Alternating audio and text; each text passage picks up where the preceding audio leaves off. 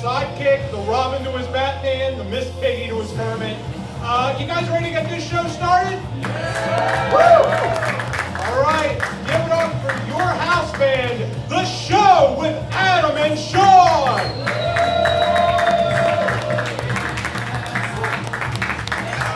Yeah, Staples Center. Let's go. You guys are looking sexy. Chaos tonight. Chaos. All right, now give it up for your host, Mike Perkins! Another late night comedy show. Mike Perkins and Paul Brodo. We're the house band, we're called The Show. Tonight, tonight, tonight. Another late night comedy show tonight. With Mike Perkins. Yes, baby! We are here, another late show tonight. What's going on, guys? Thanks for coming out. Give it up for yourselves, baby. We got it. We got like 19 cameras on us right now, so I love it, baby. We're getting all angles coming at you. Hold on, let me clap one time. Hold on, we ready? And 1, 2, 3. Thank you. There you go. Bam. Give it up for that. Give it up for that, ladies and gentlemen. Give it up. Thank you so much for coming to the late show tonight. My name is Mike Perkins. I'm a partner in crime, Mr. Paul Brodo, ladies and gentlemen. Give it up for Paul. How you doing tonight? You doing all right? You know, I'm doing a lot better than I have in a long time, Mike. So I'm happy to be here. You look happy, man. I know. Got the rubber ducky tie on. Rubber You got ducky tie. that shirt's out of this world with those astronauts going on. They Did both you see that? float, you know. They both float, Like baby. me, I'm floating. You're On floating. cloud 9. Oh, look at that. You've been dating a girl, huh? You've been Yes, dating- I have. Man, Yeah, it's been going pretty good. I love that, man. World's turning around for Paul. So you're on cloud 9 from the love of a female right now. Ooh. Yeah. In addition to Wow. other things, that is one good. So you're in love? Yeah. You're in love? Yeah. Tell it to one of the cameras. You're in love? Yes, I am in love. He's in love, ladies He's and in gentlemen. love, He's in love. Robin Rose! Grabbing loads. Brodos with the low-nos, baby. I love that, man. Thanks. Hell yeah. Give it up one more time, Paul Brodo, ladies and gentlemen. We got the best band in all of late night, ladies and gentlemen. The show is out of the show. So good to see you guys. You guys are shirtless. Look at that. I didn't get the memo. I should have took my shirt off. That'd be That's why I nice. like 'em. That'd be nice. Thank you. You guys looking good, baby. Thank you so much. Is this for Code Pink? That's going to happen. You're coming back this weekend? We'll say yes. Okay. We'll say yes. Hell yes. yeah. Code For Pink, sure. Loft Ensemble. Give it up for Loft Ensemble for giving us a place to have a home, ladies and gentlemen. Have a home. It's great. It's good to see you guys. It's great to see you guys. Good to see you. I love it. Speaking of homes, tonight's show, half the ticket donations are going to the LA Family Home in North Hollywood. So give it up for that. Half the donations are going to go to that LA Family Home. $2,000. $2,000, which is going minus the $1,800 for the cameras, but we're gonna do we have a lot of cameras for LA Family Home. But that actually helps people get out of homelessness and help them find houses. So LA Family Housing. So give it up one more time for them. You guys ready to start the monologue? Huh? You guys ready? You ready for some current events? Huh? What's going on? My name is Mike Perkins. Another late show tonight. So thanks so much. Strap in, and here comes the monologue, ladies and gentlemen. In the news, it was stated that Taco Bell has just been hit by a nationwide ingredient shortage. Wow. Yeah. The most shocking part is finding out that Taco Bell actually has ingredients. Who would have knew? You know, Not me. I thought it was just roadkill, but you know, who knows? But I don't know. I eat it anyway. I have it like almost every week, so it's good. Give it up for Taco Bell, one of our sponsors. Ladies and gentlemen. Give it up. LA Family Homes and also Taco Bell is where all the donations go to. A couple from Florida was arrested on their vacation in Hawaii after trying to use fake vaccination cards. Boo. I know, boo, boo. When the officer actually saw their IDs that didn't match, and they were from Florida, they knew right away there was no chance they were vaccinated. There was no chance. You're from Florida? Yeah, it's been a shit show ever since. You're not. There's no way these are real. What? There's no way. This is not happening. It says CDD on here. What is that? It's not even close to CDC. What's going on? Not even close. A jail in Washington State is offering ramen noodles as an incentive to encourage inmates to get the vaccine. Yeah, ramen noodles. Yeah, that's crazy. Using this type of mom tactic is really what America needs, you know what I mean? It's like, hey, listen, If you're good, we'll get pizza, okay? It's fine. We'll get your vaccine. And you might go to Toys R Us. You might do it. That joke was from 1999. Thank you for Toys R Us. I'm still a Toys R Us kid. Me too. I don't know why I did that tag. But hey, Toys R Us, baby! Toys R Us! Give it up. At an auction in Dallas, someone paid $114,000 for a rare classic Nintendo Super Mario Brothers game. Holy shit. $114,000. Wow. That's insane. Can you imagine paying that much and still having to go home and blow it yourself? You know? You know what I mean? No. You have dirty minds in the crowd right now. Dirty minds. It's the cartridge, baby. It's the cartridge. For the first time, scientists captured footage of giant tortoises stalking, killing, and eating helpless birds, which they normally don't do. Yeah. Kind of like animals reenacting my arguments with my ex, you know? Just it's what the tortoises are doing. She's the turtle, guys. She's the turtle. Stalking and killing. Hey. Is she here? Is she here? Are you in the back? She'll never be here. Is she here? She's always here. She's always in. Oh shit, she's in the walls. She comes flying from the back. I knew that joke was about me! You know what I mean? That's great. A woman in France accidentally received a phone bill of 11 million euros, and it took her days of haggling for the company to finally admit that it was a mistake. Isn't that nuts? $11 million phone bill? I think it's even more crazier that Spectrum's in France. That's a thing. Spectrum fans? Everyone's, I think they work for Spectrum. I think they work. That was the most delayed. Should have did that during the joke. It wasn't. Should have did that during the joke. A man was arrested in Las Vegas after threatening to kill everyone in the casino and come back with a nuclear bomb. Wow. Yeah, the twisted part is the casino would still probably be open after that. After it happened, they wouldn't even care, you know. They'd be like, sir, please don't. You can't be glowing at the table, sir. Please don't be glowing. Sir, just one hand on the cards, not all five. You know, we don't. Please, nuclear bomb. We can't do this. We're not closing. Please give us your money. Married people, this is a fun fact, guys. Married people tend to have stronger hands than single people. Did you know that? They have stronger hands than single people. Mainly from cleaning the steering wheel so hard when you're fighting on the ride home from dinner. You know, just, not fucking right. Not right. You know, you can do a lot with that. You know, it's just not fucking right. I'm not doing it. This is also a fun fact. The smell of donuts can increase blood flow to the genitals and stimulate an erect penis. See, that checks out. Yeah.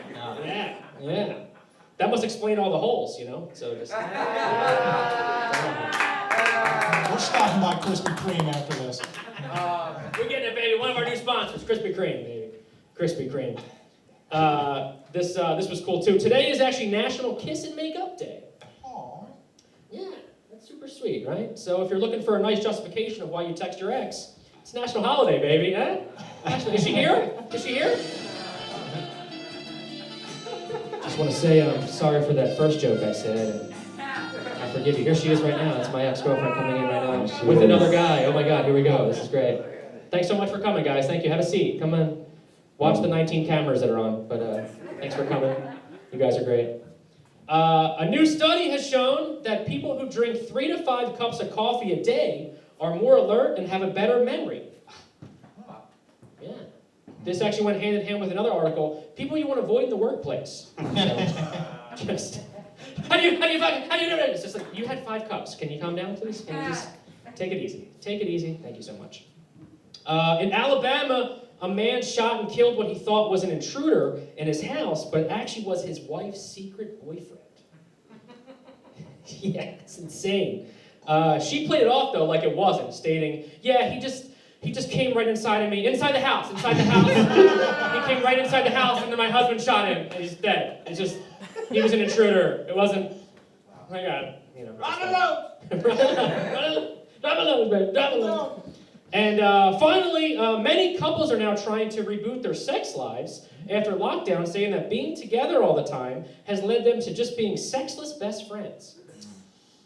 Yeah, which is the exact relationship I have with every actress I meet out here. We're just all sexless best friends. And that was the monologue, ladies and gentlemen.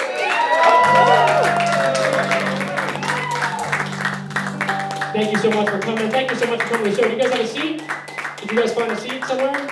Did they find? Oh, you found a seat. Thanks for coming, guys. Appreciate it. We're going to have an amazing show for you guys tonight. We have a bunch of special comedians tonight. Actually, our musical guest, this is really cool. I want to give her a shout out, though, because our musical guest, Adriana, she actually got sick and was honest with us and told us that she couldn't make the show. Neither could all of her fans, because they didn't come. But they also got sick, I think. I think they also got sick. But that was really cool. I want to give a shout out to her because you should be honest. You know, be honest if you're sick. Don't go outside and, be safe and be nice to everybody. So give it up for that, ladies and gentlemen. Give it up. We're all being safe right now. Thank you for keeping your masks on, keeping us safe. We have an amazing show filled with amazing people for you tonight. My name is Mike Perkins. I'm going to be the host tonight. And you guys ready for the next act right now? You guys ready?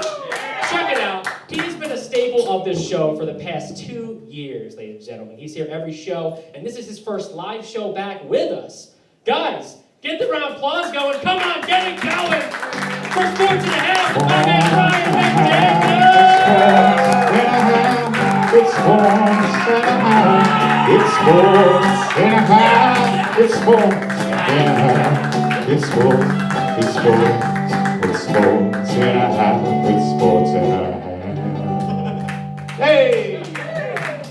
You guys write me a song? We did. You wrote me a fucking song? We did. It was good. That's the nicest thing anyone's ever done for me. You look insane. I need to get that out of the way. Yes! Okay, guys, this is a sports segment, but you don't need to know anything about sports, okay? All you need to know is what you like, okay? And if you like something that I say, I want to hear you cheer. Yeah! If you don't like something I say, I want to hear you boo. Boo! Good. And if you don't feel anything about something I say, I want you to sack up and get in touch with your feelings, bitch. There we go. All right, let's do a quick test. How'd you guys feel about that intro? Tough but fair. Okay, here we go, guys. We got lots of sports news for you. Here we go. First up, the NASCAR Cup. The president of the NASCAR Cup Series has been suspended after being charged with animal cruelty. I know, I don't like NASCAR either. Apparently, the charges are for dog abuse, and there goes the Air Bud sequel with the race car driving golden retriever. It was tentatively named Ford versus Fur Baby. Okay! Wordplay! Sports and a half! All right. Manny Pacquiao is considering retirement after losing his last fight. He apparently wants to quit and go into politics and run for president of the Philippines. Yeah. Okay. I love this. I love this because he could do what we have all secretly fantasized, which is have our candidate punch the other candidate in the fucking face. Also, shout out to Pacquiao for getting into politics. He found the one industry more corrupt than boxing. Sports!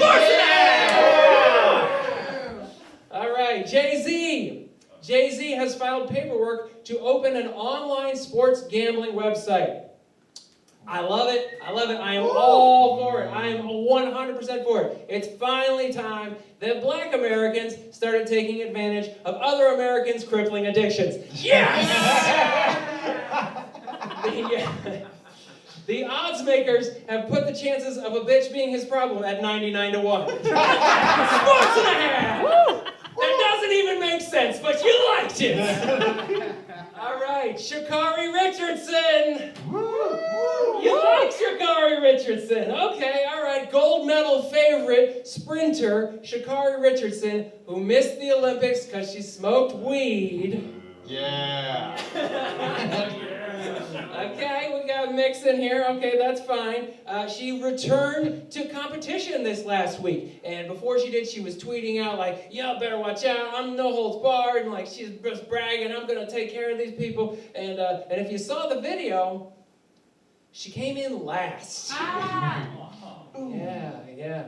which just proves what all of us who have been stuck behind somebody going 40 miles an hour on the freeway know: weed slows you down! Sports and ass!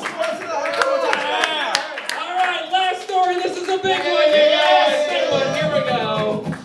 At a recent minor league baseball game, a guy used the Jumbotron to break up with his partner.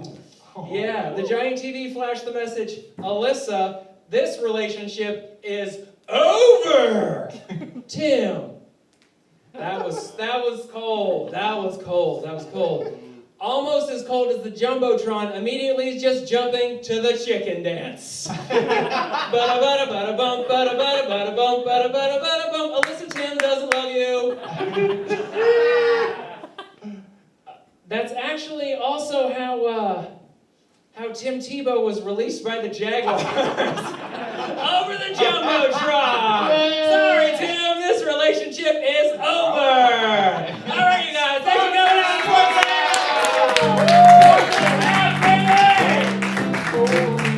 Give it up one more time for Brian McDaniel with Sports and a Half. I didn't tell Brian this one.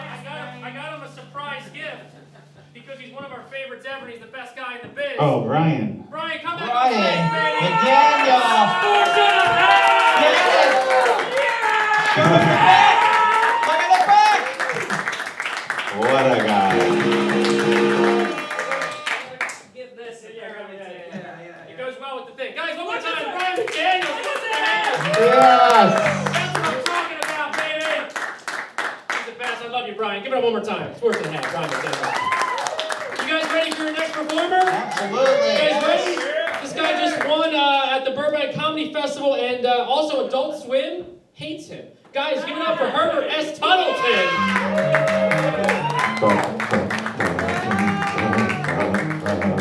Fuck those people that don't like you.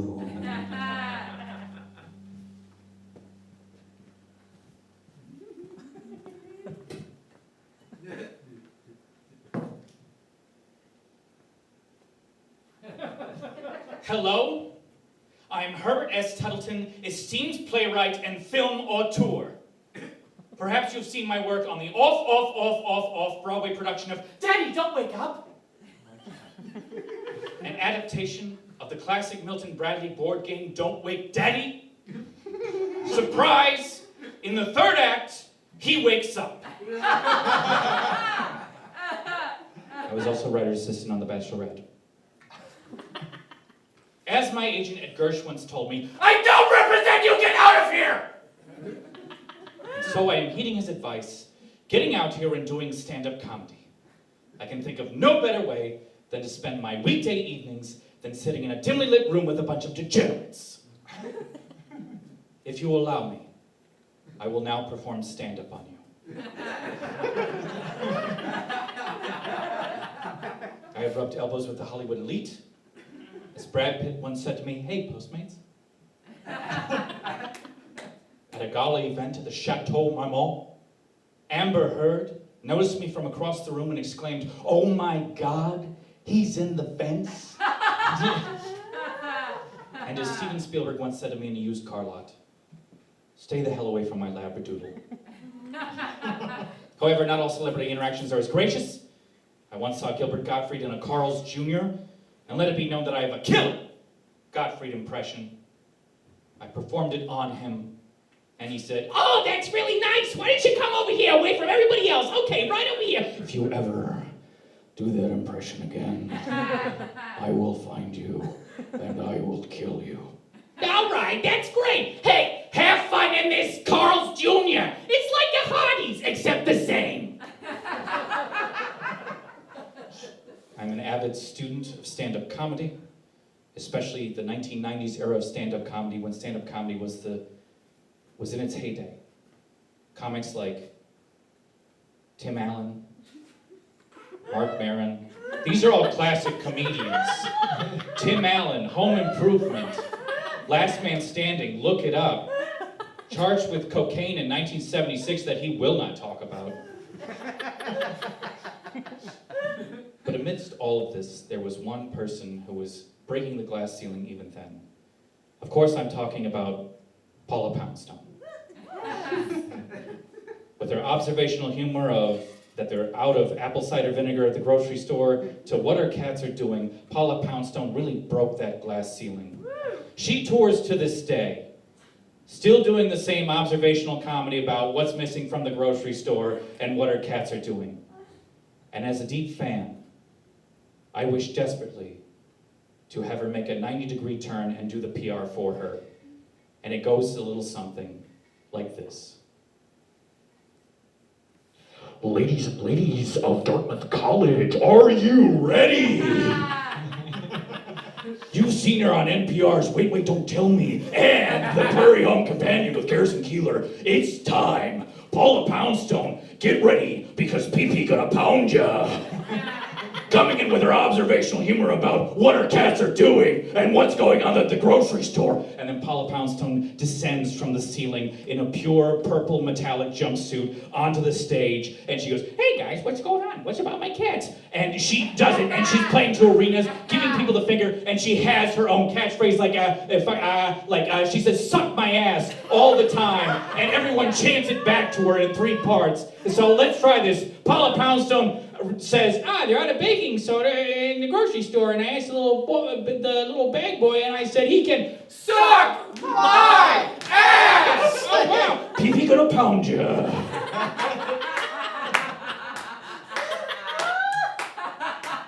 So if anyone has Paula Poundstone's contact information, we will exchange information after the show.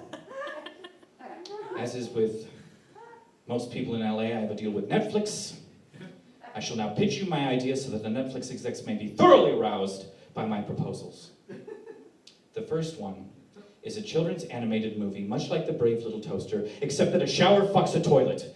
It is called Badavy's Big Day Debut.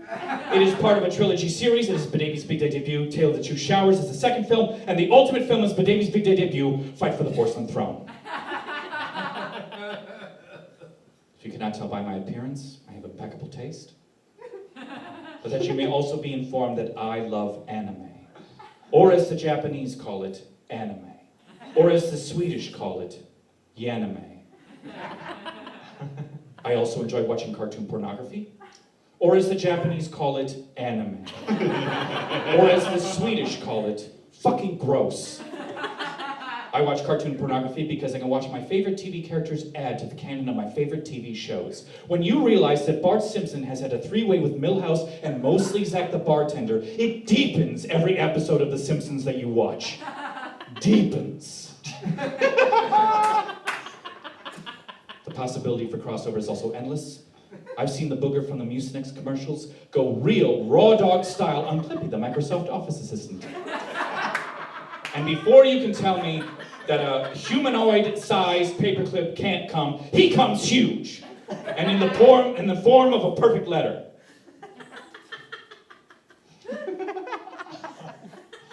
Here's one more show for you.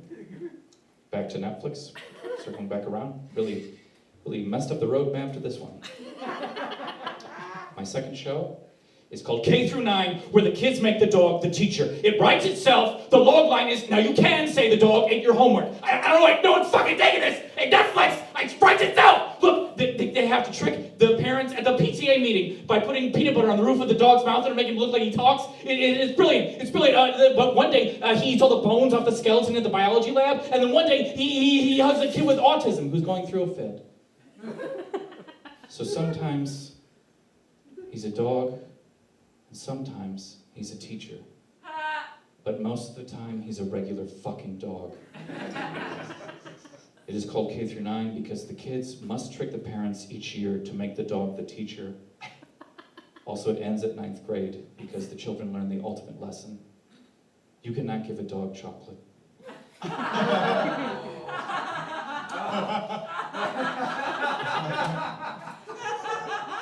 I like that you have deep sympathy for this hypothetical dog that the kids make the teacher as he's dressed in a weird cardigan and slobbering all over himself while he's trying to grade papers, and all the grades are just paw prints.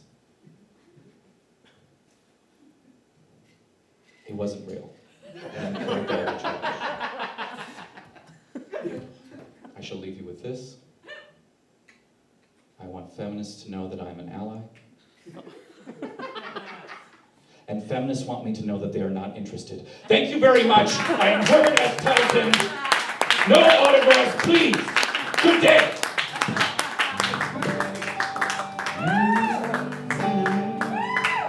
Guys, one more time for Herbert S. Tunnelton. Give it up. Our next guest, Paula Poundstone, is coming up. Can we have her come up? Paula Poundstone? PP gonna get you. Guys, we have sponsors here in our late show tonight. Did you guys know that? We just lost Taco Bell as one of our sponsors because I said roadkill during the monologue. But this is a word from one of our sponsors, guys. Check it out. I'm so sick of thinking positive. So don't. Who are you? I'm Mischa with Think Plus. I'm Lance. Oh. We think positive, so you don't have to. Huh? Positive thinking, or PT, can bring about real value in your life. But who says you have to do it? At Think Plus, we do the heavy lifting, thinking, for you. Who's gonna get the job? She's gonna get the job. Cassandra's gonna get the job. Quit it. He's acquitted. He's acquitted. He's acquitted. He's acquitted. He's acquitted. He's acquitted. Give us a call today and tell us what you want out of life. And let me guess, you'll think about it. That's right. Think Plus. We think positive, so you don't have to. Guys, give it up for Think Plus. You can contact them for any positive thinking that you need, ladies and gentlemen. Think Plus. Give it up one more time for that. Are you guys ready for your first special guest comedian of the night? You guys ready for your first special guest comedian of the night? This guy's originally from the East Coast, and he's also a dating coach. Guys, give a round of applause and get it going for Paul Roseberry.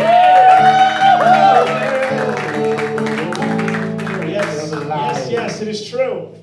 I am a dating coach. Not an easy job. I like the silence, so like that exists. Yes, thank God. Thank God that job exists. Part of the reason I became a dating coach is because I've kind of cracked the code. Not gonna lie. I figured out some things about dating that most people have never understood. Prime example. People have always wanted to know, why is it if a girl sleeps with a ton of guys, she's a hoe, and if a guy sleeps with a ton of girls, he's a stud? People always want to know, right? Other people have. No, what the fuck? There are people here. In the cameras.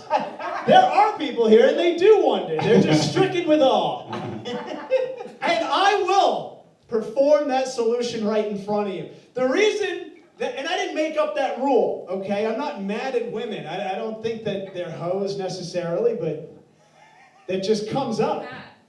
So what happens is this. The reason that stigma's come around, though, is because dating is a game. And the game is soccer. That's right. Think about it. Men get points for sleeping with all the women the same way that a forward, that's our job. We're forwards. Because it's our job to be forward, dribble our balls down the field, and take our best shot. And if that shot is good enough, then we score. And the more we score, then the better players we are. Great timing. Thanks for that. No score. So that's why guys, the more they score, the better players they are. They actually get called players if they score a lot. Women, same game, different position. Goalie. Goalie, yeah. Because see, from the moment girls enter the game, balls just come flying at them. Just so many more balls than a girl could ever know. Guys just start shooting balls at them from day one. And if a girl is good at just keeping balls off from her, that's a far more attractive player. Which is how she scores. By rejecting bad players, right? Isn't that an attractive girl who can shut down a bad player from scoring? That's an attractive girl. And if she's good enough at keeping players from scoring on her, Then a forward who's good at scoring is going to say, hey, we could be a winning team. And that's why it works the way it does. Because, you know, we've all seen girls covered in balls. You know what I mean? It's just, we all still take a shot. You know what I mean? We still shoot too, but you don't get any points for that. There's no points. She still makes the team, but like on the practice squad. You know what I mean? She'll never be part of that trophy race, if you really get all the way that came around, a trophy. So anyway, so there's that, you guys. Another thing I like to teach guys, I like to make sure guys know, one thing you can't do, don't be creepy. Right? Don't be creepy. And in all fairness, sometimes it's too easy for guys to be creepy. They don't even realize they're doing it. Prime example. Guy might be going to the store to get a bottle to have at the house when a girl comes over. But there's a brand of alcohol that makes it very uncomfortable. Have you guys seen there's a brand of wine and Prosecco called Rufino? You guys are quick. You caught that very quickly. Rufino is an alcohol brand whose name begins with a date rape drug. Roofie, it's right there. Date rape drugs are administered via alcohol. We all got it immediately, but somehow it passed the board meeting. I don't know how no one at Rufino thought that was strange. They greenlit the name, and I think part of the reason they still go with it is because they've cleverly masked the word roofie by following it with another word, no. That's the creepiest word you could follow roofie with. In fact, it's the reason roofies exist. If girls never said no, we wouldn't have roofies. Think about that. It's a real brand. This isn't some hypothetical shit. I don't know how that name could be any creepier. Maybe if it were Roofie Yes, Roofie 40 Proof, or if it just came with a strange, otherwise unmentioned toothbrush right on the side of the bottle. Sleep on that. That's fucked up. I like to notice weird shit, obviously. You guys seem to be down for the ride. We'll get weirder. Don't worry, it'll be safe. We always come out alive. We live in an era of mass shootings.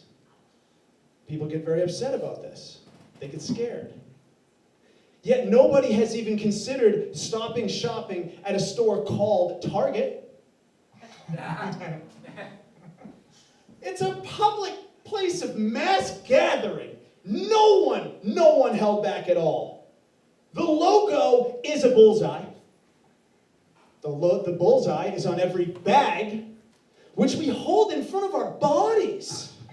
As we pile out of the store, one after another, we look like the little ducks at the amusement park. Remember those? Remember when you were a kid, the duck that had that logo? We regular people are trained to shoot at that. We're teasing shooters. You guys may never go again. I hear the silence. It's very loud. But let me fix this for Target, because all is not lost. There's a reason we all still shop there, and it's because we're very smart. We realize mass shooters became mass shooters because they never got any respect in their lives.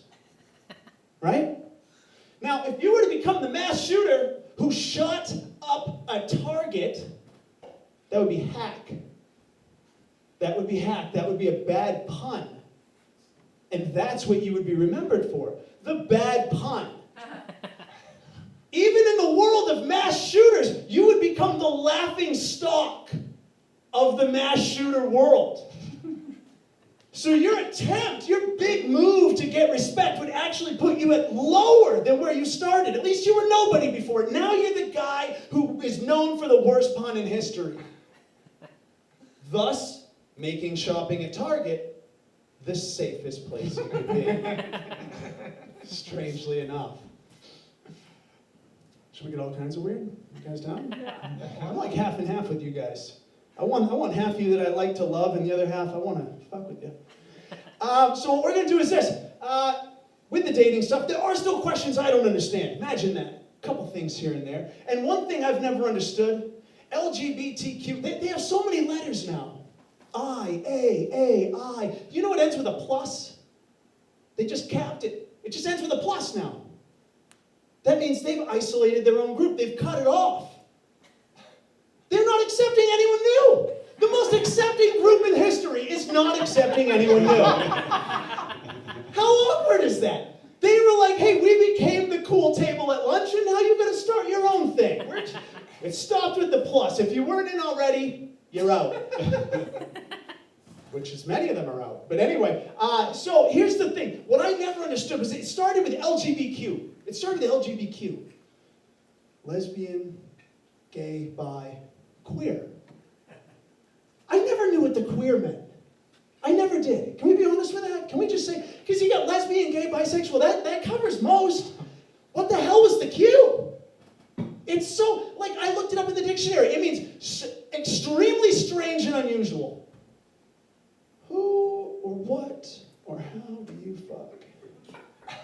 That is so nondescript that it's just queer. It's not gay or lesbian, it's just queer. And it's so awkward that when trans came along, they didn't go at the end. They bumped the Q. Did you notice that? Trans came along, we're like, hey, we're just people who were born souls in the wrong gendered body. It's not that strange. We're not fucking queer. We still don't know. We're pretty normal as far as we think, but we don't know what the fuck. The queer, that's so bizarre. To go one farther, another Q was added. Questioning. And that Q bumped the original Q. That Q bumps the original Q.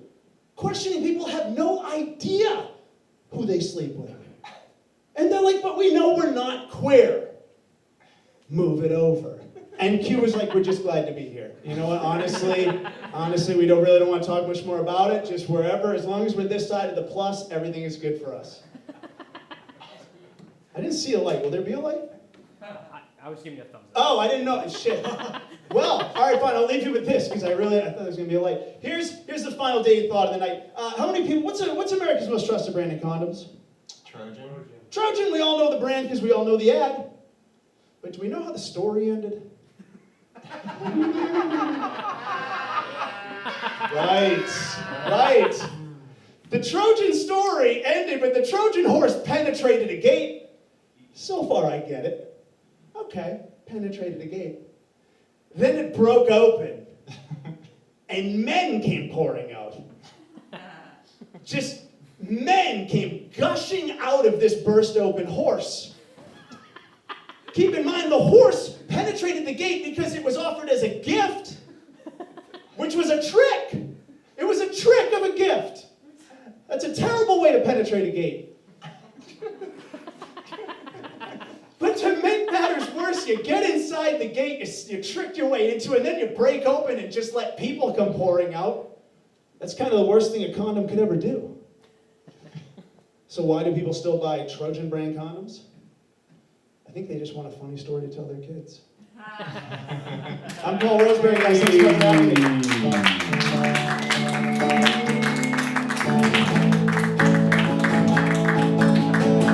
Guys, we think about talking to him for a little bit, huh? Come back up on stage. Paul Roseberry, ladies and gentlemen. Give it up one more time. All right. Thanks for doing the show. We just lost our sponsor to Trojan, guys. Thank you so much for. We just lost our Trojan sponsor. Lifestyles. We're Lifestyles now. Yeah.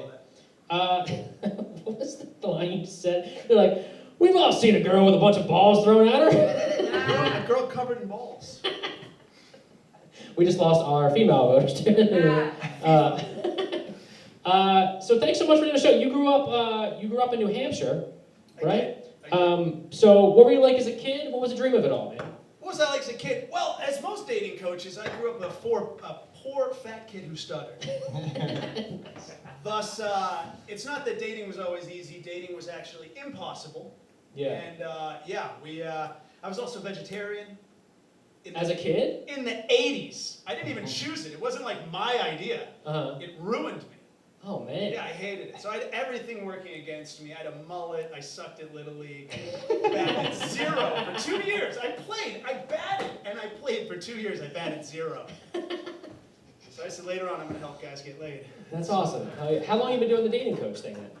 A few years, Okay. kind of several. It started at work where just, my history is that I only dated in my 20s. Dating was very complicated. I never really had girlfriends until I hit 30. Yeah. So I dated a ton. It was just the no, yes, no, yes, yes, yes, man. It's a numbers game. It was a numbers game, and then so I didn't realize I'd accumulated some knowledge till I was at work, and some guy got dumped hard, and I was like, dude, let me help you with that. And I started telling him what to text, and by the time we were done texting, in the course of a lunch break, they were back together having dinner that night at P.F. Chang's next to his apartment. No shit. Yeah. And then I started doing it one after another. I had a guy, he got dumped so hard, it was at Christmas. This girl wanted nothing to do with him. Didn't even want to be home when he came to get his stuff. Or when she went to get his stuff, I don't know. 2 weeks of helping him text. She posted on Instagram how excited she was to have a second chance with him. Swear to God! What? I swear to God! I swear. So then I was like, we should charge for this. And so it's kind of been a thing ever since. Damn. Yeah. Can you grab my phone real quick? I need him to text somebody. I'm down. I love helping guys. So you dated all during your 20s. What was the worst date you ever been on that kind of was like, I need to step my shit up? All right, you know what? There was a date. I actually discussed it recently with my girlfriend of 7 years. I was telling her, I went on a date with a girl when I was maybe 22, 23. Went to a college suite to see this girl still in college. And I was excited for this date. I don't know, I figured Netflix and chill before Netflix was a thing. I wasn't the only guy she invited. There was another guy hanging out, and I was totally out of shape. This dude was a stud. And I'm like, what the fuck is this? What kind of ambush shit? And he's like, who is this guy? And I'm like, this sucks. You showed up at the same fucking... Dude, for the same girl. And I was so pissed. She came out with 3 drinks, like, just like she was something twisted in the head. So I said, you know what? Yeah, That's a whole lot of balls coming at her. So many balls. She wouldn't have been able to deflect them. I think she was a little covered in balls already. I think she had a few on her. And so I said, let me go outside. I'm going to have a cigarette. I'll be right back. And I just said, screw it. I'm out.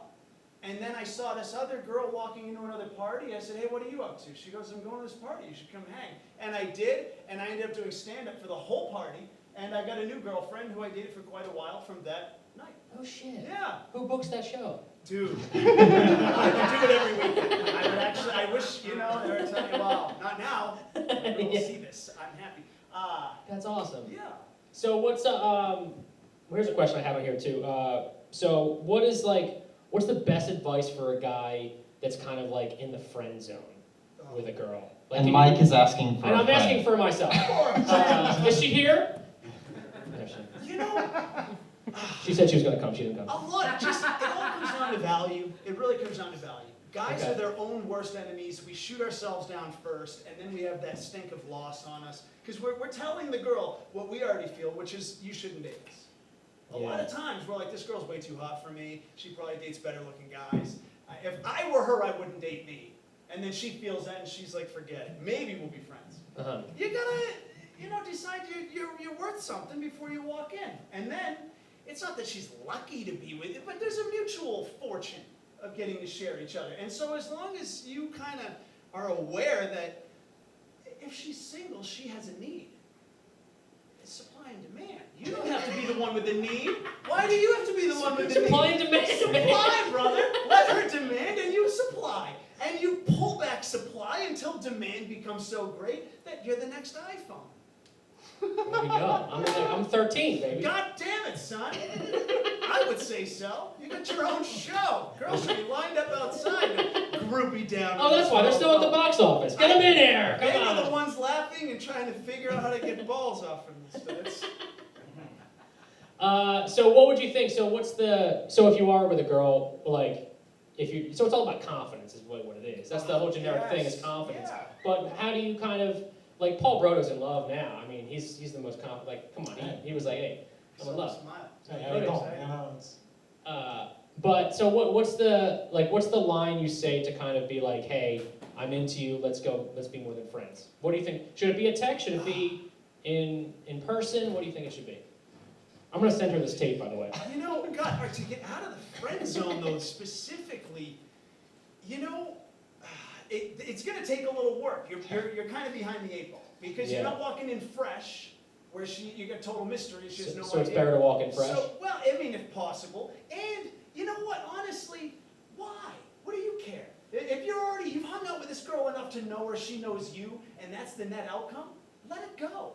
Walk away, and the best line you can, right? Yeah. And don't start fresh. Don't start fresh. It's his girlfriend. She's taking it. But just go do your own thing and look for matches who are a better fit for you.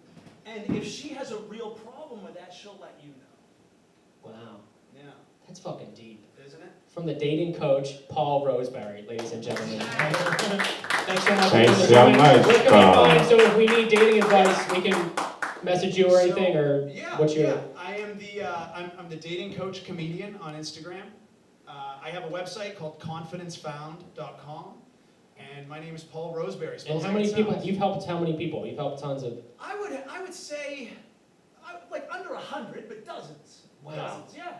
There you go. It's and that's not just dating, like picking up, like people who are married. I see people get wrecked in marriages and they have kids and they're not leaving, but they just get run over. The thing that kills me is when I see a guy, because he's so nice, just sell his stock at penny value and get stepped on every day of his life. And it's never gonna end. Never.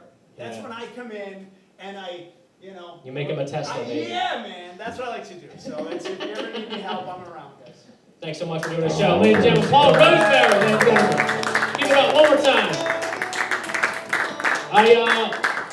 Paul's the best. Give it up one more time for Paul. One of my favorite Pauls in the world is Mr. Paul Brodo. Ladies and gentlemen. Thanks, Mike. How was that interview? I mean, you're in love. You were like, I'm already good. How did you land this girl? Confidence. I was just through a pretty bad relationship beforehand, and I knew what I wanted, and I just went out there, and I was like, I'm a nice person. I'm like, hey, what's going on? So I was like, am I going to deal with someone who's going to take advantage of me or not? And she wasn't. She's funny. She's great, and yeah. And you're in love now. Yeah. Look at this guy. He's in love, ladies and gentlemen. Paul Brodo. You're also, through all that, you became a TikTok sensation, ladies and gentlemen. Yeah, I do the TikTok. I do the talk. I do the talk. I am, yes. And we have some videos of your most current TikToks right now. Yeah. Which are kind of blowing up even more than usual. Yeah. Yeah. I don't remember which ones I sent you because I make so many. But we're about to find out. So this is it, Mr. Content Creator Paul Brodo, TikTok sensation. Here's some of this video. We find out which choice could I be in a street fight if they were real. First up, we have the Incredible Hulk, and yeah, he's going to rip off my limbs like I was a fucking Lego minifigure. There is no way I win this. Up next, we have Rocksteady from the original Teenage Mutant Ninja Turtles series. He's got me on strength. He would beat me in a hand-to-hand fight. However, he's also a fucking idiot. So I think I could probably lure him to like the San Diego Zoo, and they would tranquilize his ass once I got him there. Third, we have Brick Bazooka from Small Soldiers. This Arnold Schwarzenegger-looking motherfucker would pose a problem if he was human-sized. However, these guys are only like 12 inches tall, so I would just kick his ass like I was trying to make the game-winning goal at the World Cup. Next, we have Val Kilmer's Bruce Wayne from Batman Forever. He's Bruce Wayne. He would beat the fuck out of me. However, he also looks like Val Kilmer, so I might be able to get him pegged for identity theft. And finally, we have the classic Super Mario. 2 hits and he's done. However, this motherfucker can jump like 20 feet in the air, so I think he's going to stomp my ass out. What are you doing in my face? What the fuck?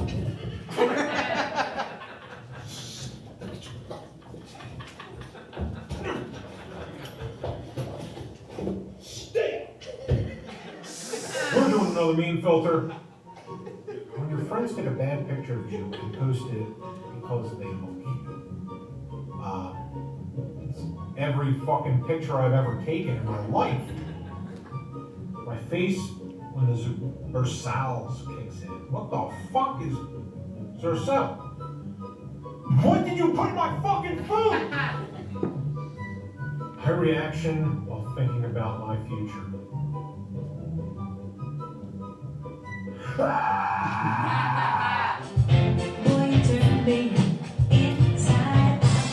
So Yeah, there's a bit of a haunting problem, but the property value is great and the location. We'll take it. The fuck we will.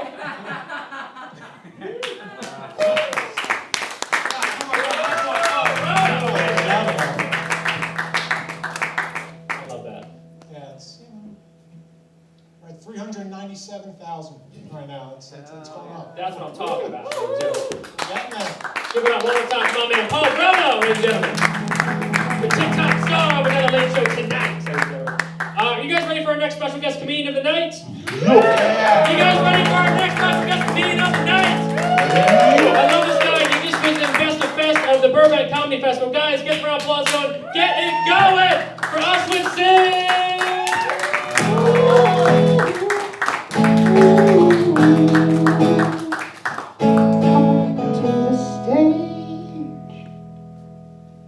Please be seated. All right.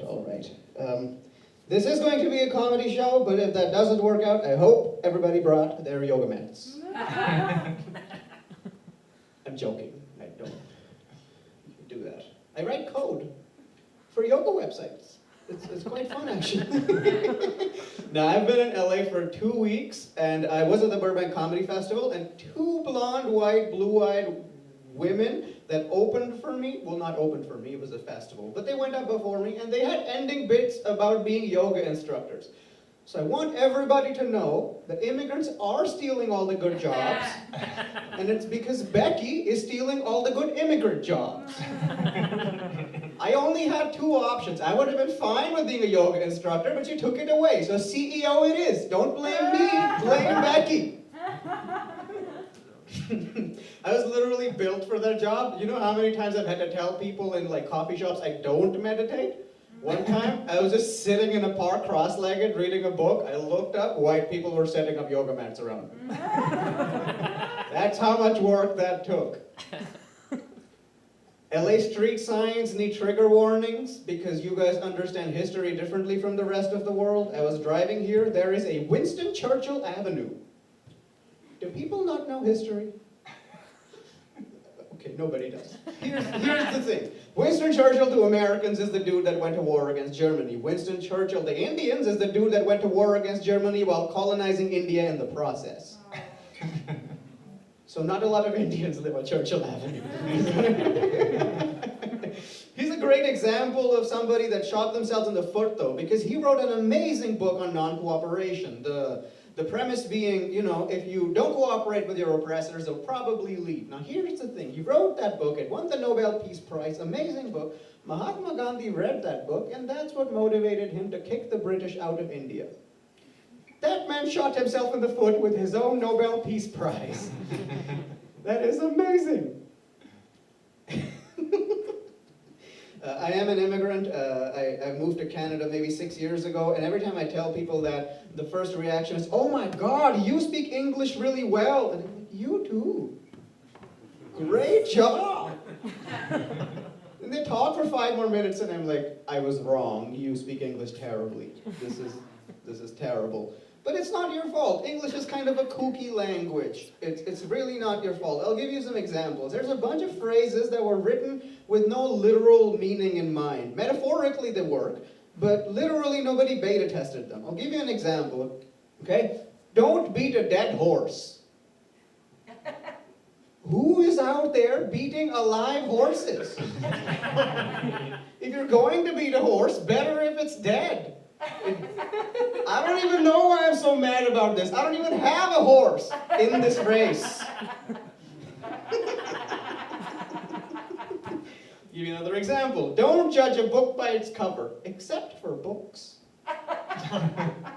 Like, the phrase was coined 2,000 years ago. The titles of books were just like gold embossed with leather, no imagery. So the phrase is more like, don't judge a book by its title. I don't even judge porn by just the title. I look at the thumbnail. The cover is important. I've noticed a lot of people here, they identify themselves solely on the basis of one word. And I'm not saying the word isn't important, but if I'm saying if one word is your entire personality, I think I need new friends. I'll give you an example, right? Sometimes people come up to me and they're like, "I'm an empath." I'm like, "Then do you feel my disappointment?"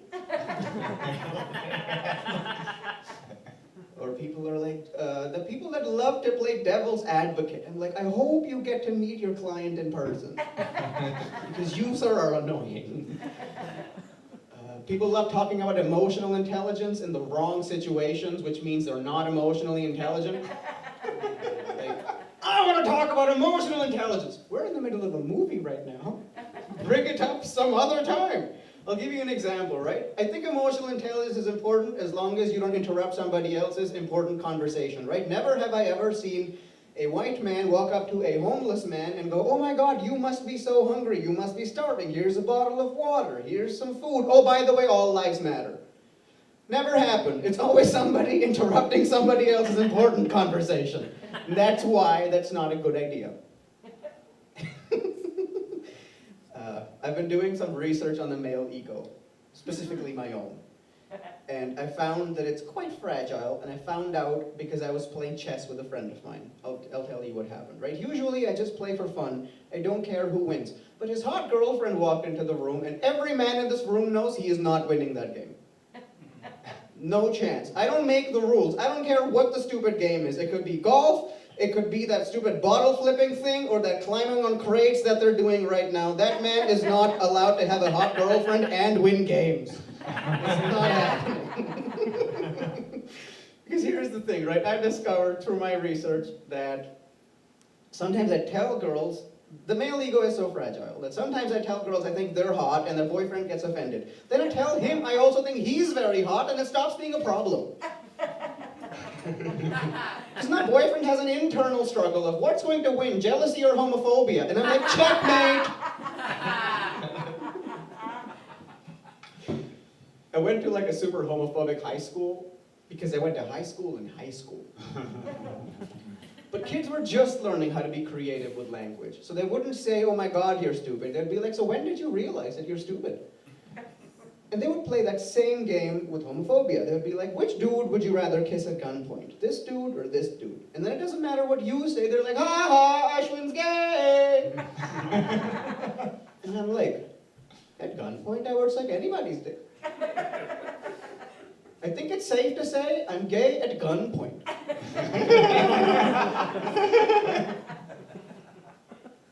So then we just know that men are afraid of their own homophobia. So the next time your childhood bully walks up to you, don't do any of the stand up straight and look them in the eye crap. Just be like, I'll suck your dick right now.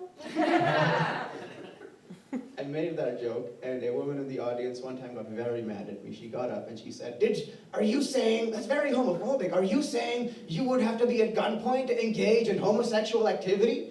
And I was like, no, actually I'm saying that at gunpoint I would definitely engage. I would also engage for $20. I would, or if a man dared me and I was drunk. The bar is very low. The only point I'm trying to make there is we need to stop confusing I'm angry with I'm helping. Okay? You don't need to get mad on behalf of somebody else. You can be rational on behalf of somebody else and you'll probably help a little bit more. So I'll give you an example. I don't like hypocrisy, right? I don't like hypocrites. I don't like people that say, if I were Jeff Bezos, I would be better than Jeff Bezos, because I'm like, you buy Snickers bars one at a time, because if you buy too many, you eat them all at once.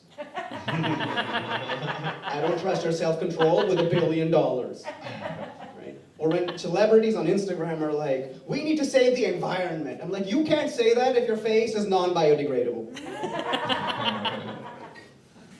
This last one, I'll leave you with this, is mildly problematic. I have learned as a comedian that if you make jokes about Hitler, people get very mad. But if you are Hitler, they'll buy your book. And when you ask them why they bought the book, they say, don't judge a book by its cover. I could further illustrate this point, but I don't want to beat a dead horse. That's been all of my time. Have a nice time. Bruno, give it up to your host, Mike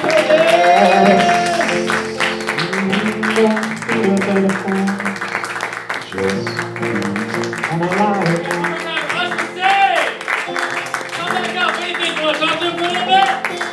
up to the stage.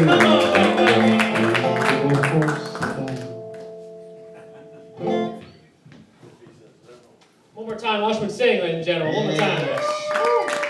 Thank you. Thanks so much for doing the show, man. Thank you for having me. I know you're visiting. You're only here for 2 weeks from Canada. Yeah, I might extend it. I'm having a lot of fun doing shows, and you've been very kind to me. Oh, thanks so much, man. Well, you're the best, dude. We met.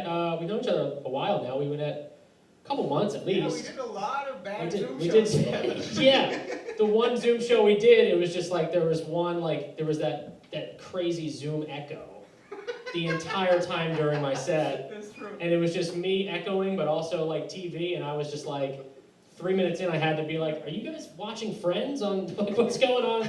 We also did a Zoom show where we were competing with each other, and we were the only people laughing at each other. Yes. For like a full 50 For the Burbank Festival, yeah, it was great. There were 50 people in that Zoom, all muted with their videos off, and I was like, I know this is just like one family member on 5 different laptops for every contestant, but the least you could do is try. It was insane, yeah. I did that throwaway joke too. I was like, this is a fun fact. Did you guys know that 46 out of 52 people in a Zoom room are going to be muted the entire time during your set? Did you guys know that? Yeah, remember. But there was no laughs because they were all muted, so it didn't matter. So you grew up in New Delhi, India. I did, yeah. And how long were you there for, and then you moved to Canada? So I was 19 when I moved, and I moved for university, so it was maybe like 6-7 years ago. Okay, wow. Yeah, hence the surprise. Yeah, surprise, baby, surprise. Yeah. So what was the, so I asked this every guest too, what were you like as a kid, and what was the dream of it all?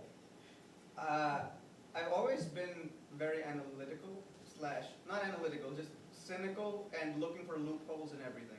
Right? That's where the don't beat a dead horse, don't judge a book by its cover, all of those things come from. Because I'm like, something doesn't smell right. Yeah. Like, my dad told me, I don't even remember this. Apparently, he told me to go study, and then he caught me looking at an encyclopedia, and I told him, you didn't tell me what to study. And I was 6. Yeah.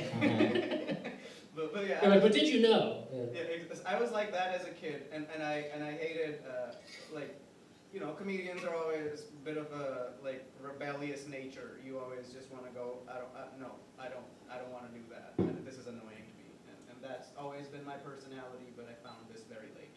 So you came in. So you moved from New Delhi to Canada. Was one of the dreams like to be a comedian, or did you? No. You found that in. The dream was to be an immigrant. Okay. That's my dream, baby. No, I'm joking, but no. The dream was just I went to university. I did get a degree in computer science. Oh wow! And then after I was done, I decided not to use it at all. Nice. Perfect. Yeah. But now you have that knowledge to use during stand-up and stuff too. Yeah, and I've been looking to sort of break into the corporate comedy market, of which there is quite a big one. Yeah.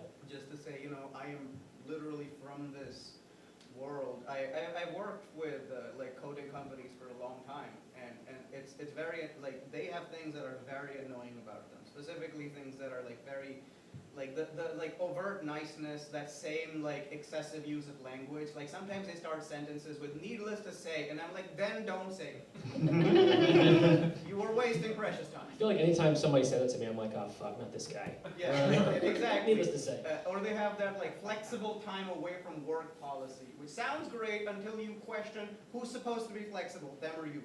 Yeah. Right? Flexible, inflexible time away from work stands for why don't you bend over a little bit farther? Like that's what it stands for. Exactly, yeah. That's funny. So you talked about a little bit about being like someone saying about Jeff Bezos being a billionaire and stuff. What's the most irresponsible thing you would do with $1 billion? The most irresponsible? I know this is going to sound terrible. Perfect. But all I would do is produce comedy shows with my favorite comedians, and like if there's no audience for them, I would pay people to come watch. We got a new sponsor, ladies and gentlemen. Give it up for Ashwyn Singh. I wanted to start the show with greetings, all of Mike's family and friends. They're all on cameras too. That's what it is. They're all on. They have 19 cameras. Oh yeah, sorry. Here's another question. Fuck, marry, kill. Ronald McDonald, the Burger King, or Jack in the Box? Shit. You couldn't have listed like 3 curry places, made it like culturally relevant. This was a question Paul wanted me to get into the show. Okay, Ronald McDonald, Jack in the Box, and what's the third one? And the Burger King. Fuck, marry, kill. Jack in the Box, I would fuck. Okay. He's a good booty call at 2 a.m. getting some tacos. Well, he's in a box. I feel like he would have some interesting. It sounds like I would fuck a contortionist. Marry Kill, I would marry Ronald McDonald because even McDonald's still advertises, you know? Like, they're not too big for their britches. They're like, no, we still need this. I like so that. I feel like there will be some humility. Why do they advertise? I never thought of that. I mean, they have new items and stuff, but it's like, you're McDonald's. It's just a casual reminder, like, hey, wait, we're still around. Yeah. And who's left? So you had fuck Jack in the Box, marry. So you're gonna kill the Burger King? Why not? I don't believe in monarchs. The British took too long. No kings. That's great. What's a guilty pleasure of yours? Ooh, I don't really feel guilty about anything. I take pleasure in, to be honest with you. There you go. But I do watch porn too much. Okay.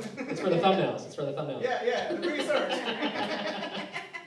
Tell you what, porn, cell phones revolutionized the porn industry, though, you know? Yeah, I think. love... This is getting weird. Can we cut this? Let me send you a couple videos. Yeah. Well, it's like the world has always been vain. Technology is only democratizing the vanity, right? So like now advertising isn't just advertising companies, it's also Instagram models. And OnlyFans democratized porn. Like, you know, like now anybody can do it. So I like that. This on record is the most sophisticated porn talk anyone has ever had. It's just, well, it's all system democracy. Yeah, like when OnlyFans kind of like said, oh, like we're not gonna do porn anymore. Banning shit. Yeah, everybody was mad about it, and I was like, you can't be mad about it, but really they're gonna die. Like there's no way. There'll be a new tab on Pornhub for them too. Yeah, like imagine if Pornhub was like, we're not gonna do porn anymore. Yeah. What else is there? We're actually switching over to sketches. All right. We're gonna do sketch comedy. We're hosting Chappelle's show now. Yeah. Have you ready for season 3, baby? So I asked this question too. I love Pete Holmes' podcast, one of the best podcasts out there. He always asks this question to his guests. What's the hardest you ever laughed? Besides my monologue up top, what's the hardest you've ever laughed? Yes, that made me very happy. I think the hardest I laughed is, I don't know if you've ever done this, but you kind of try to, like, you end up in a situation where laughing harder, like laughter is so infectious. So like one time I was just in a bus with some friends and I told them that I did not need to tell them any jokes. I could just laugh at them uncontrollably and they would start laughing, just to prove that laughter is infectious. The thing is, if you see your friends laughing, it makes you laugh harder, right? So I literally just started laughing, then they started laughing, and then we did not stop laughing until everything hurt. That's my favorite story of laughter ever. It's like, it didn't need anything. Yeah. We just laughed. You were just there with the people you care about. Yeah. And that's what it's all about. Yeah. And it wasn't even like white people being like, we're gonna do a laughter meditation. They have laughter meditations? Yeah, man. That's a thing? Yeah, there's a group called Laughing Love Bugs. I love you guys. I found you on Instagram. You're great. But it weirded me out at first. Now I'm very happy with it. But they do exist. I'm switching the show. It's not gonna be called. It's gonna be called a laughter meditation. Another late show tonight. Laughter meditation. Yeah. Well, Ashwyn, thank you so much for doing the show. You're the best. Thank you so much. Give it up one more time for Ashwyn Singh, ladies and gentlemen.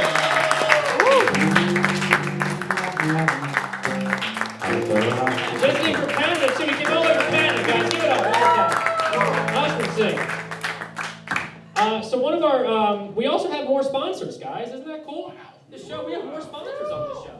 That's great. We're crushing it. We lost Taco Bell. We got a whole another new one right now. So this is another word from one of our sponsors, guys. And how do they feel? I don't know. They're cute, but maybe tough to break in. There is a service for that. Here. Give him a call. I'm glad you did.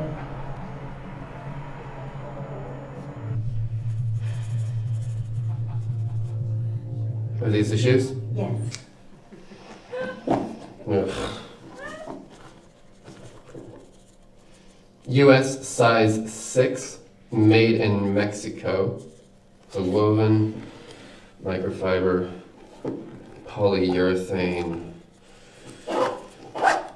women's.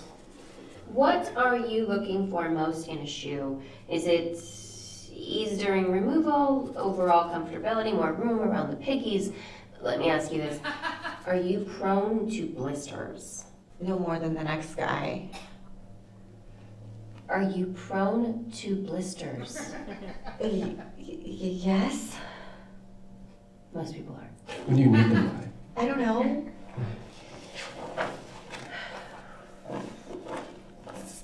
We can do May 19th. It's February. I'll tell you what. We can do tomorrow.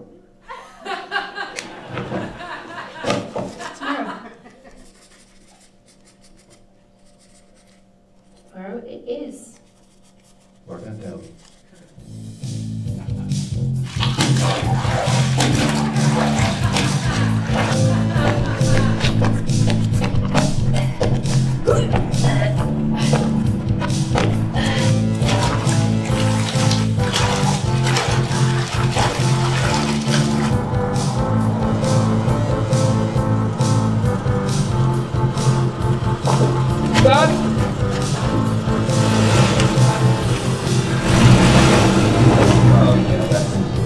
Got it, nailed it.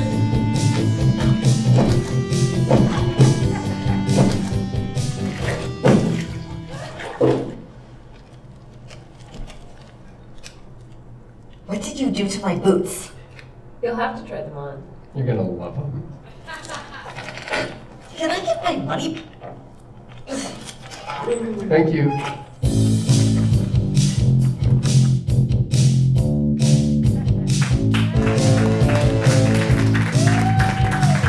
Guys, if you need any of your shoe problems, call Soulmates for that. So give it up for our sponsor, Soulmates. And that's Paullin and Skit Club for that. Give it up one more time. You guys ready for our next special guest comedian of the night? You guys ready for your next special guest comedian of the night? I love this girl. She's about to perform in the San Francisco Comedy Competition, and she's going to take home the prize. And she's here tonight. Guys, get the round of applause going. Get it going for Maxi Witrak!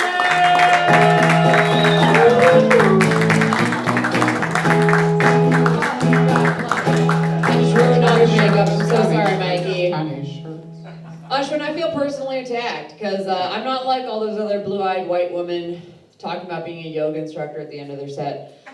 I'm going to talk about it at the top of my set. I am a cycling instructor, but people get the wrong idea. It's not that I'm that into fitness. I just am totally broke. Other women in LA can afford butt implants, and I have to go about it the old-fashioned way. Finding a sugar daddy.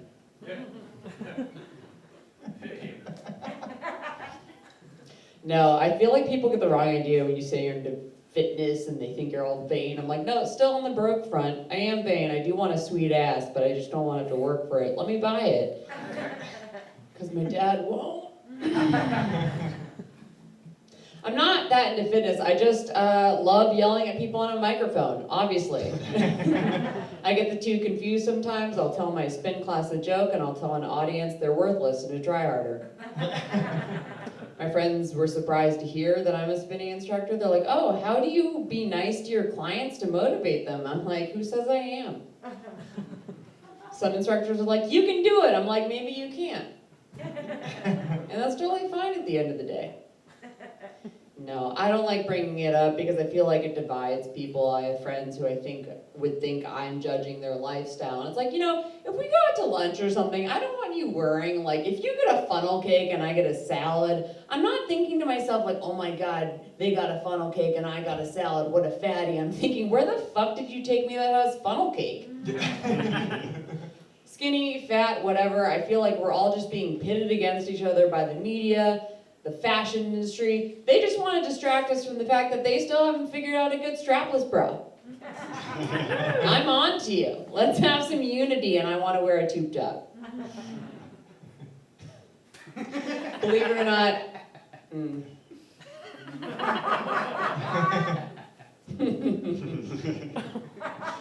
oh, I know talking about weight makes a lot of men uncomfortable in particular. That's why I love it so much.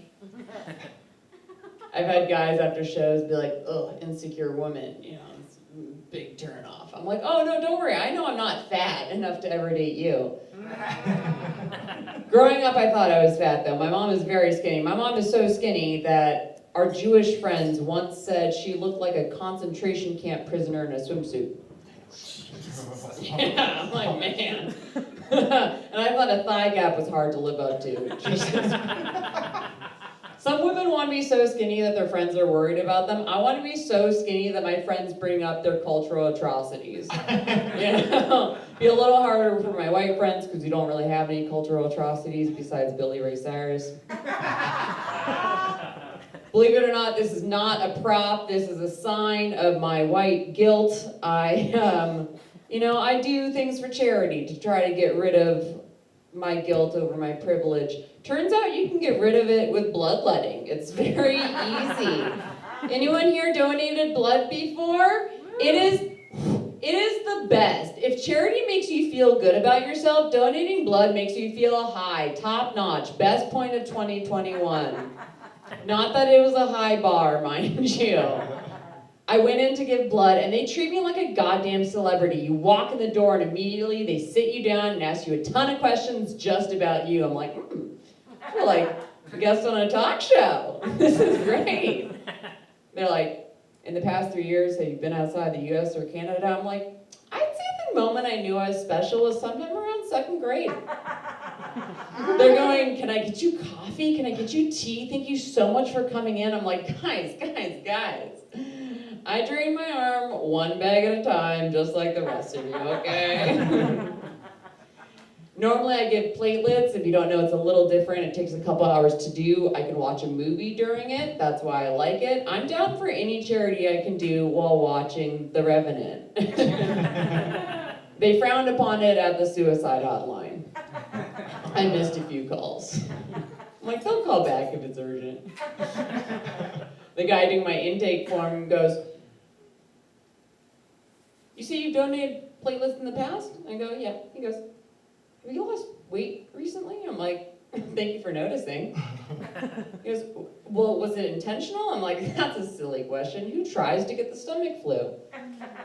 He goes, well, I'm sorry, you can donate blood today, but you can't safely donate platelets anymore. You're too tall for your weight. I go, excuse me, are you telling me I'm too skinny to give platelets?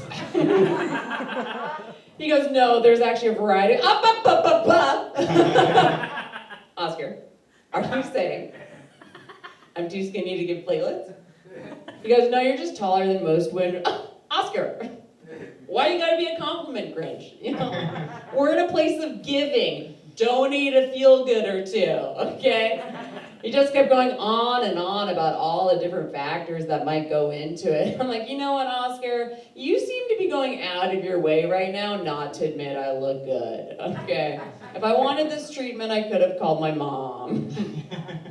He made it up to me, though. He took my blood, and on our way out, we passed the cookies and the crackers, and he's like, please eat something immediately. I'm like, that's more like it.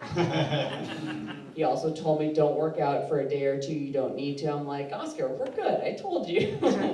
Sat me down, checked on me 15 minutes later, asked me how I was doing. I'm like, I feel like a model. Of course I'm doing great. You guys, I didn't know being skinny could get me out of platelets. If I knew being hot could get me out of charity, I wouldn't have dated my last 2 boyfriends. Oscar comes up to me before I go and says, hey, if you schedule your next donation right now, you get a $5 gift card. I go, Oscar, I do charity to feel good about myself. I never need to come back. Although it did put my ego in check when I overheard one of the technicians holding my blood bag go to another tech. The new guy fucked it up. He didn't collect properly. We can't use this. I look and saw her slip it into the trash can. Yeah, it was all for nothing. And I don't know if you've ever watched something you've spent months making get called garbage. But now I think I know what it feels like to make Green Lantern.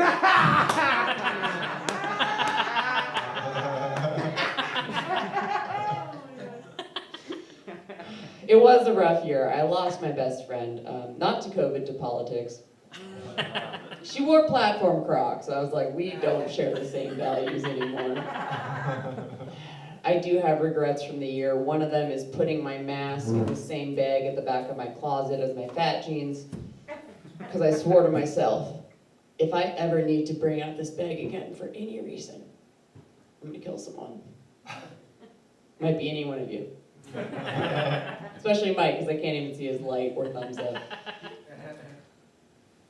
Everyone was so starved for contact. I had a guy, did he give me a thumbs up?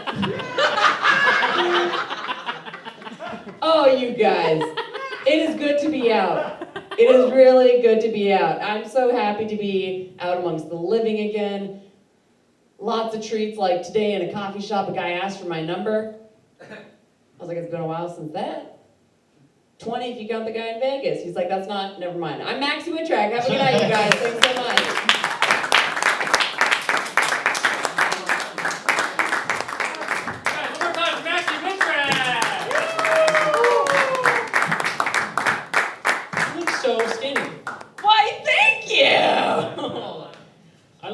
I can never give blood.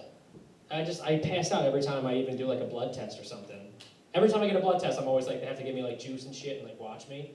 Because the one time, the first time I ever did it, I was like, yeah, I'm fine. And I passed out in the hallway.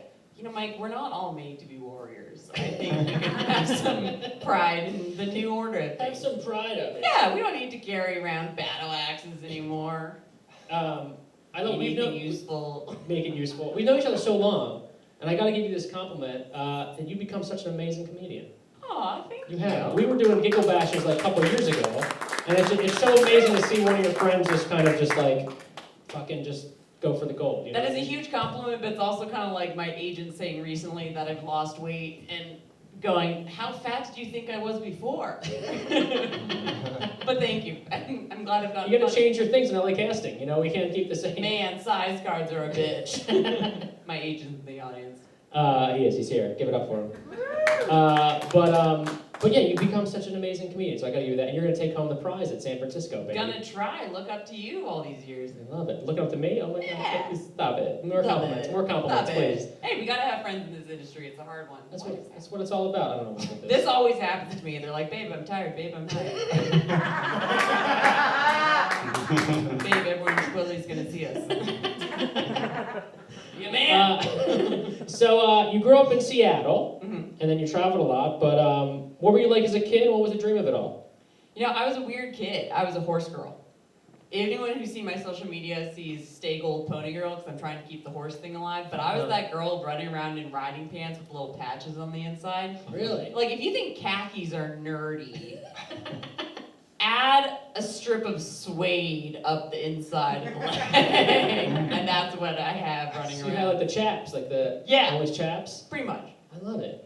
Did you raise horses and stuff, or like you raced with them, or? I competed indoors. I used to help break them for my trainers and like ride all the ones that were too scary for the older ladies to ride. Like they would have me hop on their horses because I was a kid, so I would like bounce rather than splat, you know, if they bucked me off or something. Wow. But yeah, my parents just didn't want me to be a doctor because they had had such a rough time with it, and I guess that is the far opposite that you can go, is riding wild beasts. Yeah. Just taming horses. How old were you, like 8 years old doing that and stuff? Yeah, since I was like 5. Oh my God.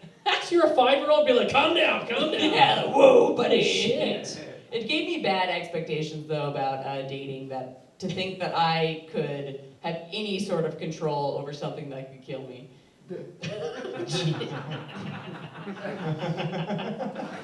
You can't make them change, ladies. You say you'll train them, but he's still gonna. You're still gonna get bucked off. You're gonna get bucked. Yeah, you're gonna get bucked off. I don't know if any of my guys have the core strength to buck me off, but maybe lately. I mean, I'm so skinny now. I'm giving blood. Corbin's like, have you been giving platelets lately? Yeah. You should back off. Yeah. You've given too many platelets. It's affecting our relationship. Yeah. It's so funny. Back to the compliment of you being an amazing comic. I never seen this. I think it's coming out soon. You said it's called Train Tracks.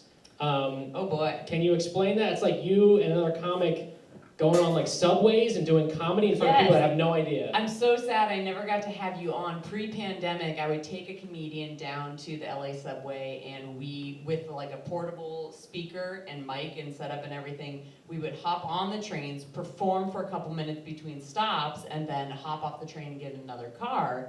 And I had camera guys following us around in kind of guerrilla style to avoid the popo down there.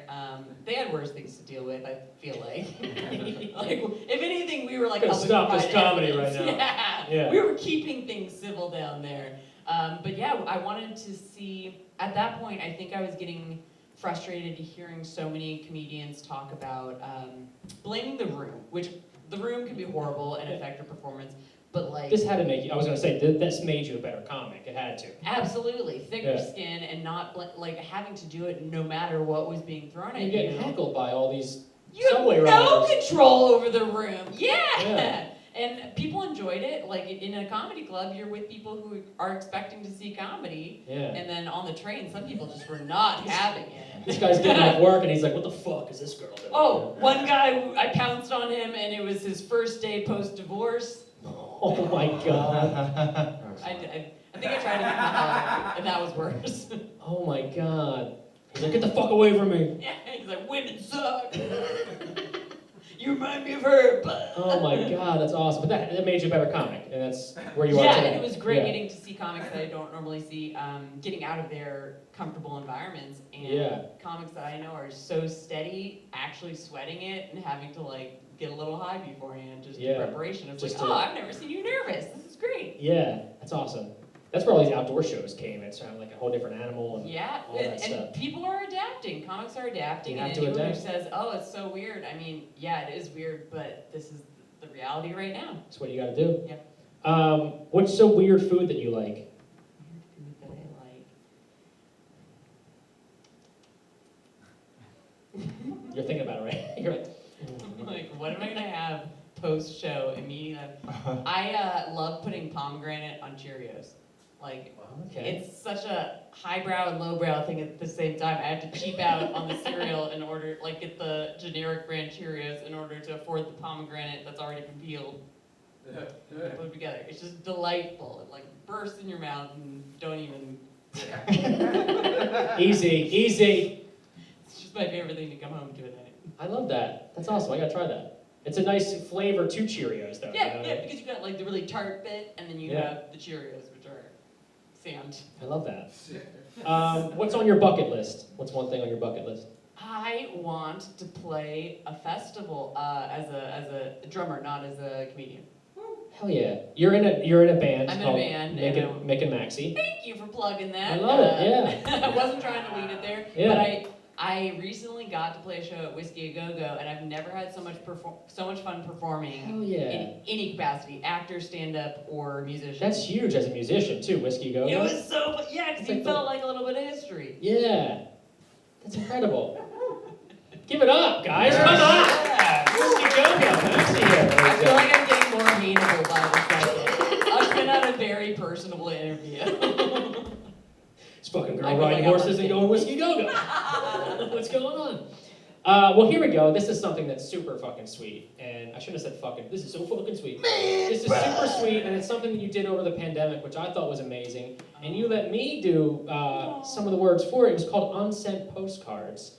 And can you tell us about that? Because it's going to make you fall in love with Maxi, ladies and gentlemen. You remember that? I loved it. I have it. I have it. So, like, as a female comedian, a lot of me comes off as very salty and cynical about love, and it's true. I've been in enough shitty relationships as we are. There's enough reasons in the world to be salty about love, but just prior to the pandemic, I did have the good fortune of falling wildly in love, and because we couldn't do stand-up, my brain needed to process things the same way, where in comedy it's getting it out on paper and then being able to look at it and revise it and like make sense of it. And so I was having all these feelings that I'd never thought or felt before that were driving me crazy. So I started putting them down on paper where I could kind of make sense of them. And I was using a postcard as a bookmark, and I wrote the first one down, and then the next ones. I finally had like 70 postcards with different notes and little love thoughts, not all good, but compiled them into a book and published it last year. And it's amazing because it's stuff that you wouldn't, it's called unsent postcard because it's stuff that you want to get off your heart, but you don't want to say in person. Yes. So because you had me, You were so I mean, we were in quarantine and I was just like, I was so Pour like, your heart out to me. I was like, yeah, I was like, I wrote like 4 of them for you and I was like, what the fuck is happening with me? I was just like, so. It was so great. So many comedians I didn't Yeah. know this side of, but it's like. I didn't know that side of me either. I was like, it's so great, yeah. Good to know we can still feel instead of just making fun of everything. That was part of it. Being in the Yeah. environment of comedy all the time, you feel like crazy because so many. I will blame mostly male comedians, but also females are Thank you, guilty guys. of this. That's Sorry. There's a lot of dick. My wife sucks, and I hate my husband, and it's like, I'm an oh, East fuck, Coast guy, you know. love doesn't exist. Like, Yeah. clearly it doesn't exist. But then you get out of that bubble, and you're like, oh, people can be quite sweet, like you were. Oh, thank you. Yeah. Thank you. But he was never meant to know about them. That was the point of the unsent postcards, because I was like, this is too early to unload my crazy on him. Yeah. So I was actually going to save them until a time where I could unload my crazy on him and be like, this feels safe. I wrote these for you. And then I didn't come up with a Valentine's Day gift the next year, so I was like, this'll do. Yeah. I'll show him. I'll show him because this or buy something expensive. That's amazing, and you can find it on it's on Etsy under unsent postcard. I love it. It's so great. There's like a 7? Is there 70 of them? It's like whole different pages of. It's of like that. a coffee table book to skim through at your leisure. I love that. I love it. Maxi Witrak, ladies and gentlemen. Thank you so much for doing the show. One of my favorite people ever. Thank you so much. You're the best. One more time, Maxi Witrak, ladies and gentlemen. Are you guys ready to close this show out with a bang, ladies and gentlemen? Are you guys ready to close this show out with a bang, ladies and gentlemen? Give it up for the best house band in the entire world. It's the show with Adam and Sean. Yes. You know, we were talking What a time. What a time to be alive. I know, like, it's tough to be in love and talk about love as comedians because you get pretty jaded. But this is a love song we wanted to sing for all of you. And it's about Adam and I when we took our wives on vacation to the Caribbean and to the Cayman Islands specifically. And it's just all about the love we have for them, but things happen. It's a true story. It's a very true story. It's a very serious story. As you can tell, we're very serious. And here we go.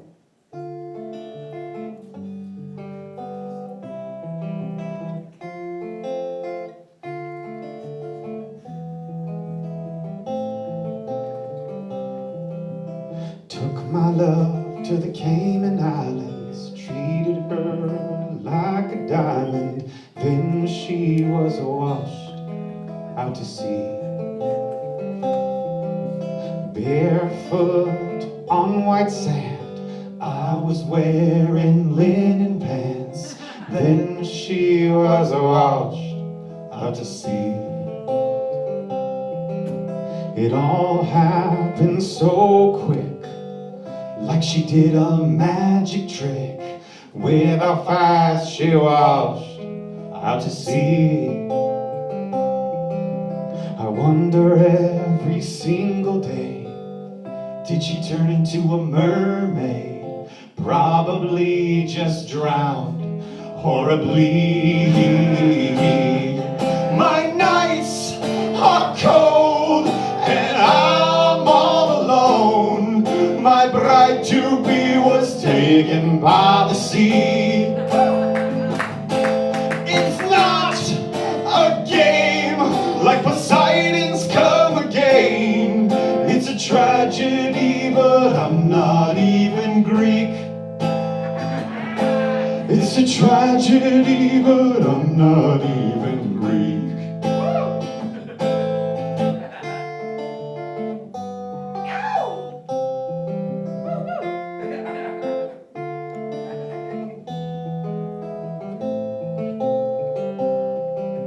Went back to the hotel room, didn't know what to do. So then I called the US Embassy. They said I might have a problem. Was there anyone who saw it? The only witness was me and the sea. Police came and arrested me, wouldn't listen to my plea. I screamed I was framed by the sea. My cellmate, he looked at me, he'd been there since '83. He said he had something to say to me. My nights are cold and I'm all alone. My wife was also taken by the sea. No friggin' way, don't believe a word you say, 'cause how many wives are taken by the sea? 'Cause how many wives are taken by the sea? At least 2 wives since 1983.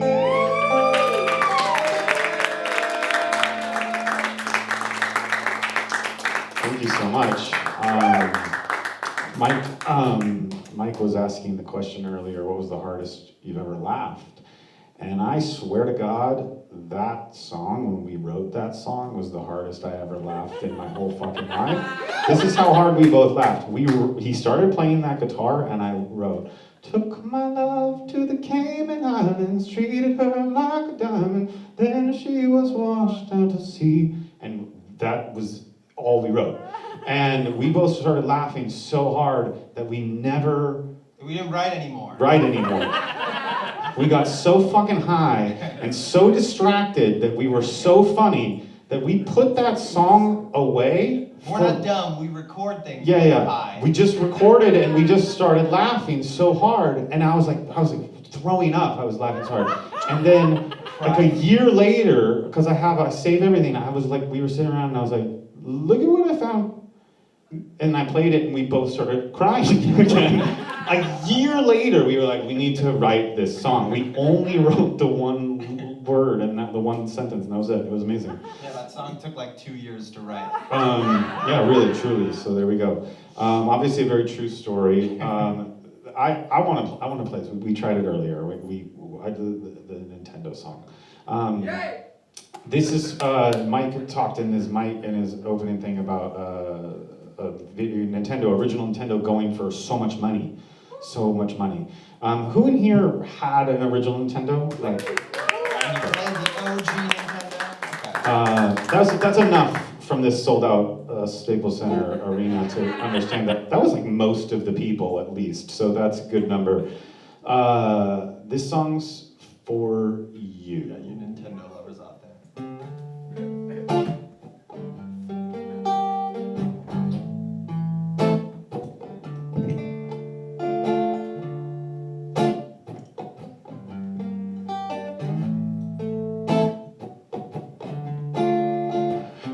Take you back, original Nintendo, a Duck Hunt, a combo with a Super Mario. And you know how badly I want this to go, but the power won't work with all the tricks that you know. You tap it, blow it, even hit it twice. Your friend tries to tell you, you should play with it nice. Shut up, you're stupid, you need to stop talking. This is my fucking Nintendo, man, and you can get to walking. 'Cause I know exactly what I'm going to do. Press the power and reset at the same time. Boom!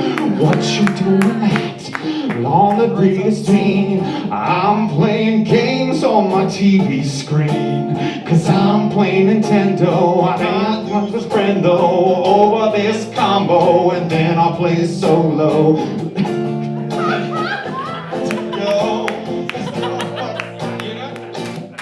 It's been a year and a half since we played this song, guys. That's all that matters. Here we go.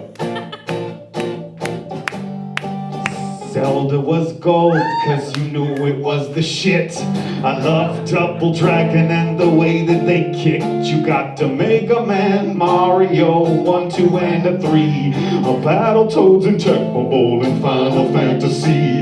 A Contra Castlevania or a Bubble Bobble. A Donkey Kong Duke Duke, a Double Dribble. I love me some Rampage, it never ends. And Teenage Mutant Ninja Turtles with my friends. Cowabunga, cow, cowabunga, cowabunga, cow, cowabunga, send a cowabunga, cow, cowabunga, send a cowabunga, cow, cowabunga. Cause I'm playing Nintendo, I might lose a friend though, and over this combo, and then I'll play solo. If you're in my way, then you got to go, cause no one's stopping me from playing my Nintendo.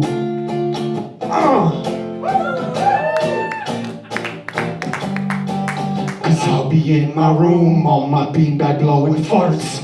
Up, down, left, right, B-A, select, star. Power glove, my mom bought me a power glove. What'd your mom get you? Well, actually, I just started canning pickles, so she got me these mason jars and a bunch of different spices, and so then I can make my own, I've been making pickles.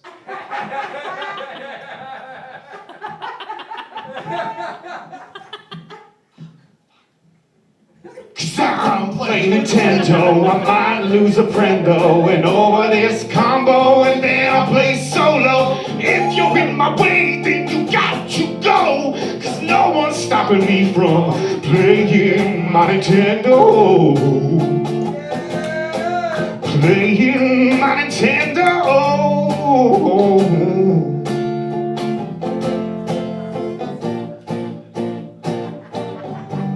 I just ate a flower, and now I spit fire. I just ate a leaf, and now I'm a raccoon. Boom! And that's all we got, Mike. Get back up there. Ladies and gentlemen, your host, Mike Perkins. The show is out of control, ladies and gentlemen. And that was our show, guys. That was the late show for guys. Another late night comedy show with Mike Perkins and Paul Brodo. With a house band, we call the show tonight.